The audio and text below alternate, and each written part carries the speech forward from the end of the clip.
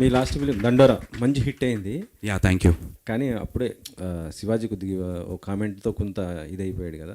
మీ support శివాజీకా లేకపోతే ఇటు దాన్ని వ్యతిరేకిస్తున్న అనసూయ లాంటి వాళ్ళకా? అలా ఏం లేదన్నా, నేను ఒకటైతే చెప్పాలనుకుంటున్నా. ఏదైతే కమెంట్స్ చేశారో శివాజీ గారు, ఆ కమెంట్స్ని ఆయనే ఇది తప్పు ఇలా మాట్లాడటం అని చెప్పి ఆయనే పబ్లిక్ అపాలజీస్ చేశారు.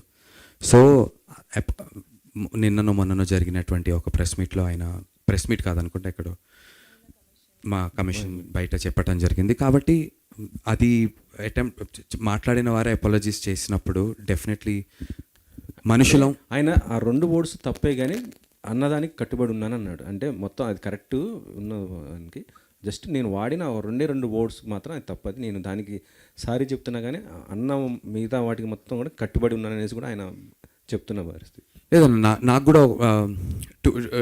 టు గివ్ అన్ ఎగ్జాంపుల్, నిన్న తలపతి విజయ్ గారు మలేషియాలోనో, ఐ డోంట్ నో వేరే దేశం నాకు తెలియదు ఎక్కడో, ఫ్యాన్స్ మలేషియాలోనో అబ్బాయి సూట్ వేసుకున్నారు, వెంట్రుక గోరుముకు కూడా కనబడడు, మీద పడిపోయి తొక్కేస్తున్నారు, చీరేస్తున్నారు. సో నాకు తెలిసి మైండ్ సెట్ అనేది మనకి ఎడ్యుకేషన్ సిస్టమ్ నుంచి చిన్నప్పటి నుంచి మనకి పేట్రియాటిజం ఎలా అయితే దేశభక్తి గురించి చెప్తారో అన్న, ఆడవాళ్ళని ఎలా గౌరవించాలి అనేది కూడా నాకు తెలిసి చిన్నప్పటి నుంచి it should be a part of our curriculum, not just for the boys but also గర్ల్స్కి. ఇంకేదైనా విషయంలో నాకు తెలియదు అది ఏంటనేది, నాకున్నటువంటి దీనికైతే తెలియదు. బట్ ఇలాంటి విషయాలు ఏదో ఒక ప్రెస్ మీట్లోనో ఒక సెలబ్రిటీయో ఆర్ ఇంకొక సెలబ్రిటీయో వీళ్ళు ఒక ఒపీనియన్ చెప్పి వాళ్ళు ఒక ఒపీనియన్ చెప్పి దాని గురించి జరిగి ఒక డిస్కషన్ వారం రోజులు సోషల్ మీడియాలో హైప్ అయ్యి దాని కింద కమెంట్లు కొట్టుకొని సరదాగా టైంపాస్ కంటే కూడా it's a very serious thing that we all got to respect women. ఒక్కొక్కరికి ఒక్కొక్క పర్స్పెక్టివ్ ఉంటుంది. ఇప్పుడు శివాజీ గారు చెప్పిన దాంట్లో తప్పు గురించి మాట్లాడామనుకోండి అన్న, ఫర్ ఎగ్జాంపుల్